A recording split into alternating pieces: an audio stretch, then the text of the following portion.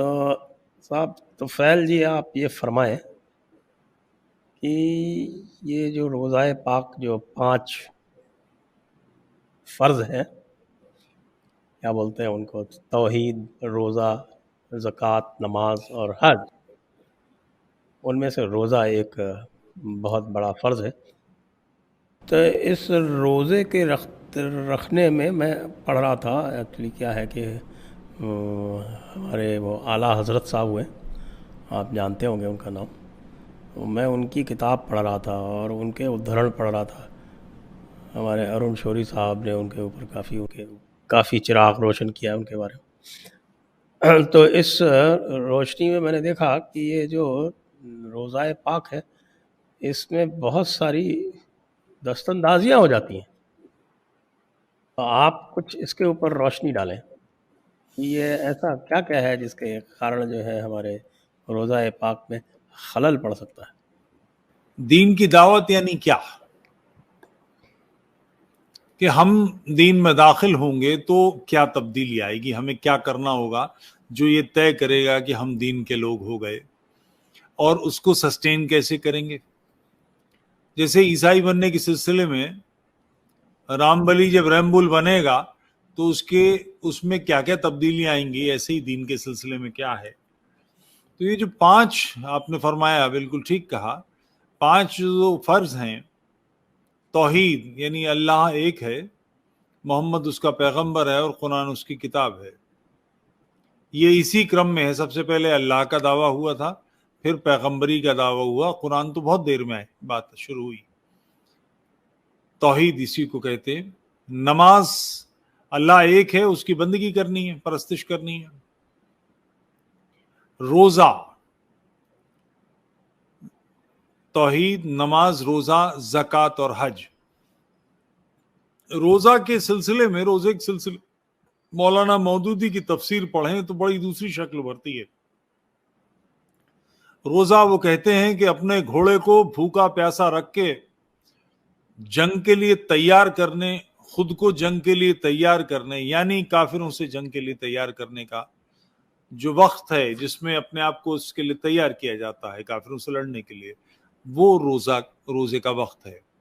مگر یہاں تھوڑا ڈفرینٹ چیزیں ہیں کہ عام طور پر روزہ یہ سمجھا جاتا ہے کہ صبح وہ 5 سوا 5 بجے سحری کھا کے اور دن بھر خالی پیٹ بیٹھے رہنا، اور پھر شام میں جس وقت نماز اذان ہوتی ہے اس کے بعد روزہ کھولنا۔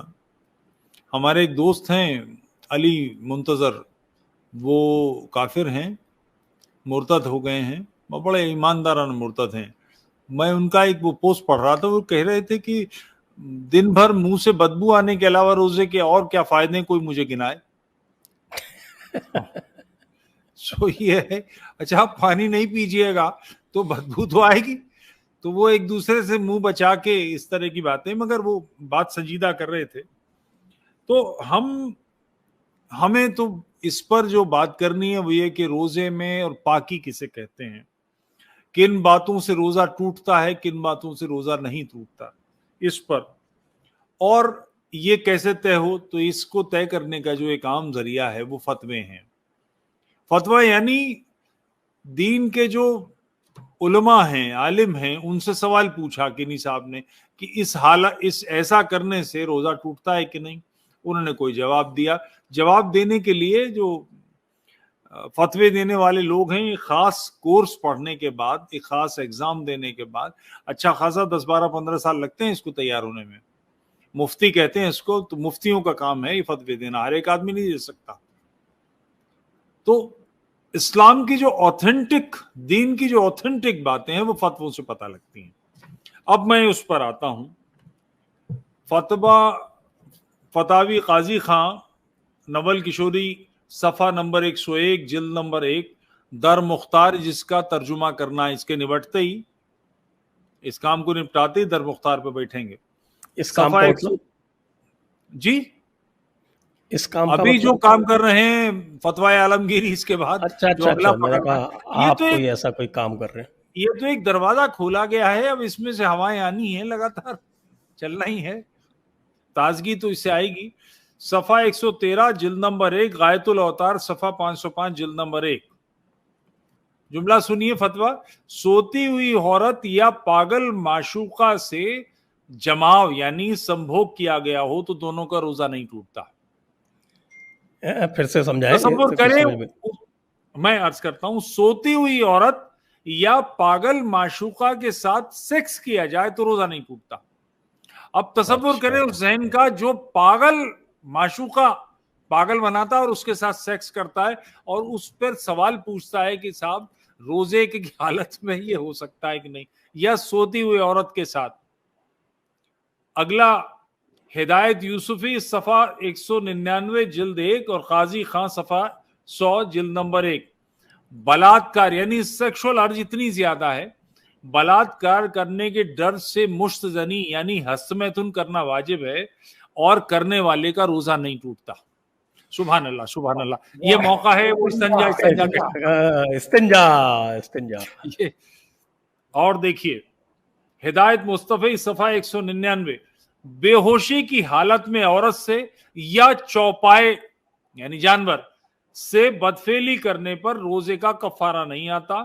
انجال نہ ہوا یعنی ایجوکیشن نہ ہوا تو بھی اور انجال ہو گیا تو بھی، دونوں حالتوں میں روزہ نہیں ٹوٹتا۔ تو روزہ کتنی امپورٹنٹ بات ہے کہ آدمی کس کس طرح کی حالتوں میں روزہ ٹوٹتا ہے نہیں ٹوٹتا، یہ سوال اس کے اندر۔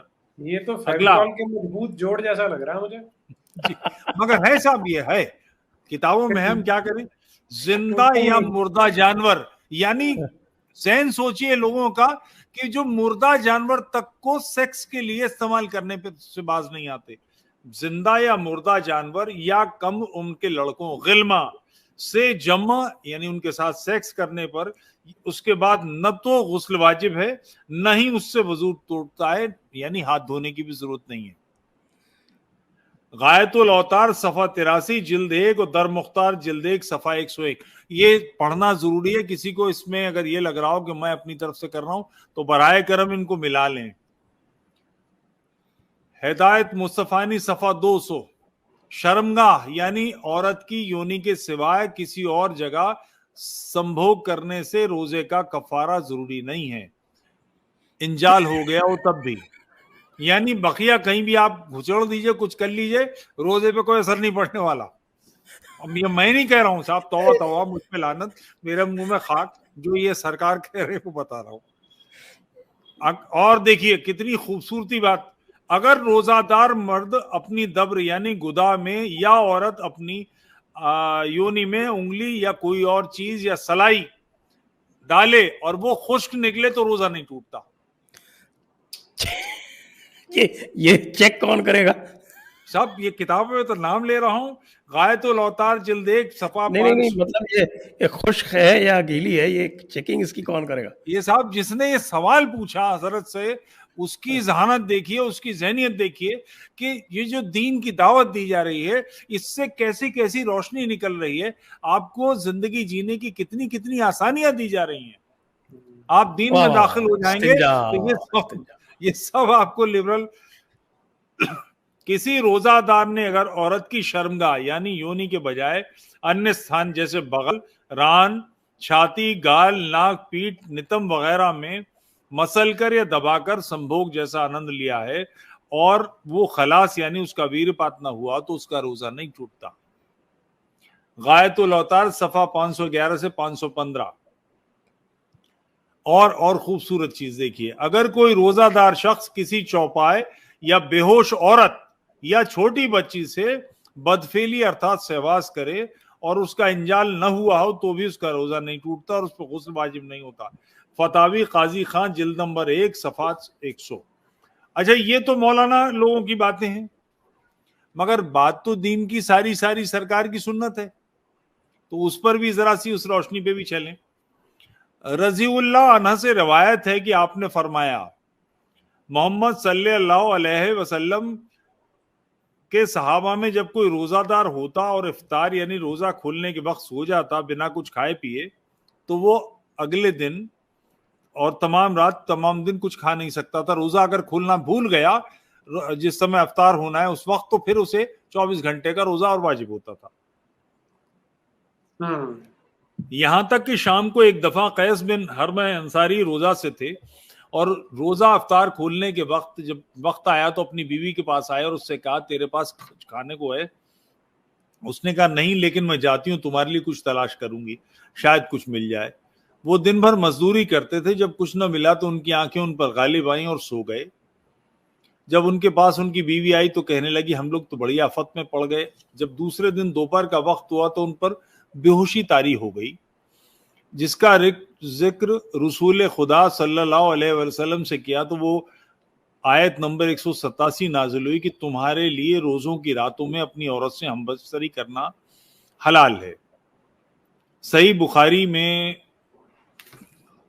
بخاری شریف کہتی ہے کہ اگر روزہ توڑنے کو کھانا نہ ملے تو عورت سے ہم بستری کر کے بھی روزہ توڑا جا سکتا ہے۔